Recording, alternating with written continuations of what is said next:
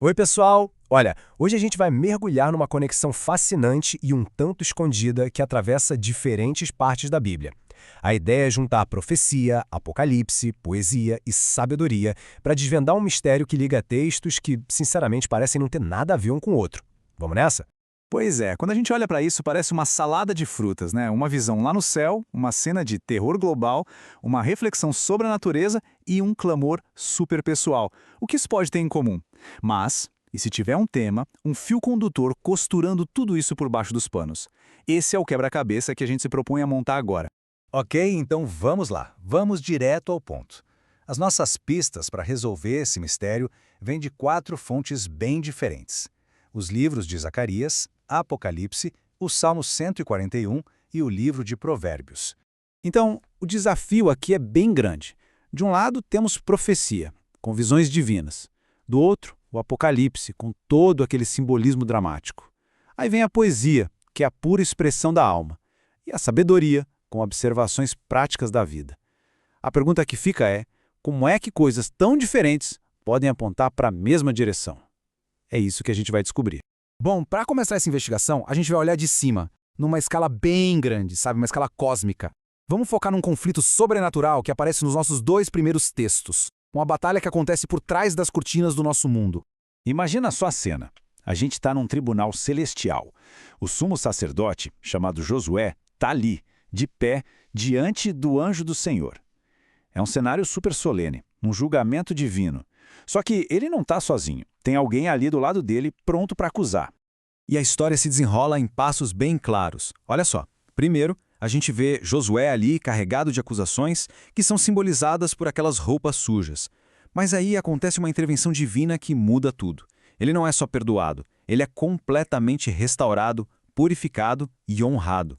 É uma virada de jogo total, uma vitória completa sobre a acusação. E essa frase, nossa, essa frase é o ponto alto de tudo, o momento da libertação. E aqui tem um detalhe genial. A acusação era baseada em algo real, um pecado.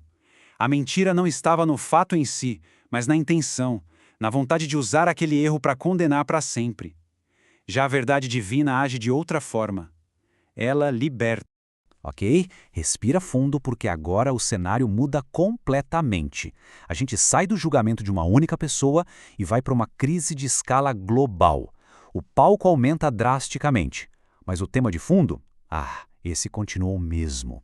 Aqui a gente vê uma estratégia de 2 frentes. Uma besta usa a força bruta, a ameaça, o poder visível. A outra é mais sutil, usa a trapaça, os falsos milagres, a persuasão. Ou seja, uma intimida, a outra engana. Mas, no fim das contas, as duas servem à mesma causa de falsidade e buscam a mesma coisa, uma adoração que não é devida. Tudo bem, a gente viu essa briga gigante cósmica. Agora, vamos trazer a lupa para perto. Bem perto. A gente vai ver como essa mesmíssima batalha entre verdade e engano acontece num nível muito mais pessoal, sabe, dentro da experiência de cada um. E para isso, a gente vai para Provérbios. O começo do texto é super poético, quase inocente. Ele lista 4 coisas que são meio misteriosas, difíceis de rastrear e que deixam a gente maravilhado com a natureza e com as relações humanas. Só que, logo em seguida, o texto dá um cavalo de pau, uma virada de 180 graus. O autor pega essa ideia de caminhos que não deixam rastros e usa como gancho para falar de uma coisa bem mais sombria. Um comportamento que também some sem deixar vestígios, mas de um jeito sinistro. Nossa, o contraste aqui é brutal. A beleza misteriosa da natureza de um lado e um ato de engano totalmente calculado do outro. A imagem de limpar a boca é uma metáfora poderosíssima para esconder evidência, apagar os rastros e simplesmente negar a verdade. É o engano na sua forma mais pessoal e deliberada. Ok, a gente viu o engano em ação. E qual é a resposta para isso? Agora a gente vai para o Salmo 141, que é basicamente um grito de socorro de alguém que está buscando se proteger justamente contra esse tipo de coisa. E o que é muito interessante aqui é que o salmista percebe que essa luta acontece em 2 lugares, fora e dentro. A oração é para se proteger das mentiras dos outros, claro, mas também para que o próprio coração e a própria boca sejam guardados da falsidade. É um pedido desesperado por integridade, por ser inteiro verdadeiro. Bom, chegamos no ponto, todas nossas pistas estão na mesa, agora é hora da verdade, de juntar todas essas peças e finalmente resolver aquele quebra-cabeça que a gente propôs lá no começo. Então, vamos recapitular rapidinho.